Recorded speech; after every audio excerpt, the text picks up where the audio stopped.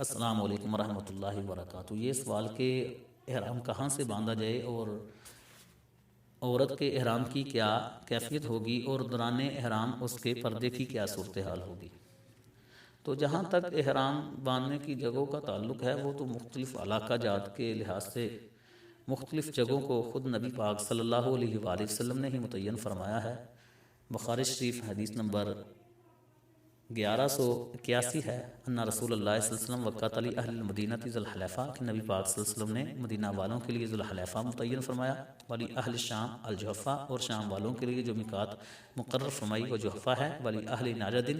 نجد قرن المنازل اور نجد والوں کے لیے قرن المنازل، ولی اہل الیمن یلملم اور یمن والوں کے لیے جو آپ نے میقات مقرر فرمائی وہ یلملم ہے،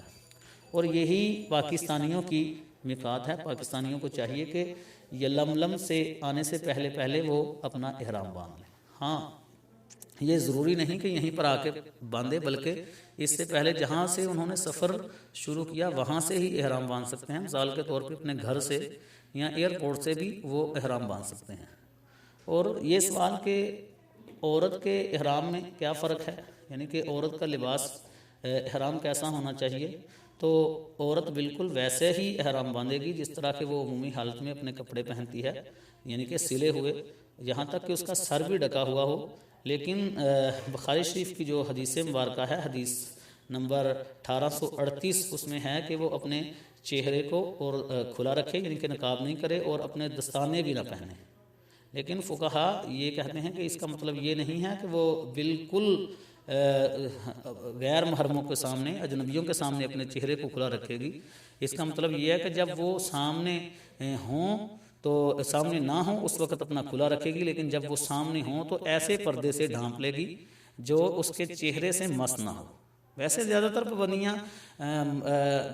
آدمی کے لباس میں ہیں، جس کو اسی حدیث مبارکہ میں بخاری شریف حدیث نمبر 1838 میں ذکر کیا گیا۔ فقال النبی صلی اللہ علیہ وسلم، نبی پاک صلی اللہ علیہ وسلم نے ارشاد فرمایا، لا تلبسوا القمیص ولا السراویلات، کہ نہ تم قمیص پہنو اور نہ ہی شلواریں، یعنی کہ یہاں سے سلا ہوا لباس مراد ہے، ولا العمائم اور نہ ہی عمامے پہنو، یعنی کہ یہاں سے کیا مراد ہے کہ ننگے سر رہنا، والبرانس اور نہ ہی تم برنس پہنو، الا یکون احد لیست لہ نعلان، ہاں کسی کے پاس جوتے نہ ہوں، فلیلبس الخفین، وہ چاہیے کہ موزے پہن سکتا ہے، ولیقطع اسفل من الکعبین، اور موزوں کو پھر نیچے سے وہ کاٹ لے، ولا تلبسوا شیئا مسہ زعفران ولا الورس، اور نہ ہی وہ کوئی ایسی چیز پہنے جس کو کسی زعفران یا ورس وغیرہ نے چھویا ہو، یعنی کہ یہاں پر خوشبودار لباس سے ممانعت مراد ہے۔ آگے ارشاد فرمایا کہ ولا تاکی بالمرأۃ المحرمہ، نان کاب کرے محرم عورتیں، یعنی کہ احرام والی، ولا تلبس القفازین، اور نہ ہی دستانے پہنے، یعنی کہ نقاب نہیں کریں گی اور دستانے نہیں پہنیں گی جب اجنبی نہ ہوں، لیکن جب آ جائیں تو اس وقت وہ پردہ اس طرح کریں گے کہ اس کے چہرے سے مس نہ ہو۔ اور یہ کس حدیث مبارکہ سے ثابت ہے؟ یہ اس حدیث مبارکہ ابو داؤد شریف کی حدیث مبارکہ ہے، حدیث کا نمبر ہے 1833۔ حضرت عائشہ ارشاد فرماتی ہیں، کان الرکبان یمرون بنا، کہ جو سوار تھے وہ ہمارے پاس سے گزرا کرتے تھے، ونحن مع رسول اللہ صلی اللہ علیہ وسلم، اور ہم نبی پاک صلی اللہ علیہ وآلہ وسلم کے ساتھ ہوتی، محرمات، ہم یعنی کہ احرام میں ہوتی، فاذا حاذوا بنا صدلت احدانا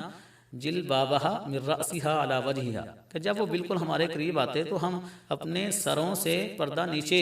اتار دیتے، یعنی کہ اپنے چہروں کے اوپر کر لیتے، علی وجہہا، اپنے چہروں پر، فاذا جاوزونا کشفناہ، اور جب وہ دور چلے جاتے تو ہم اس کو کھول دیتے۔ تو ہمارے اسلاف کا یہ طریقہ کار رہا ہے کہ وہ جب عورتوں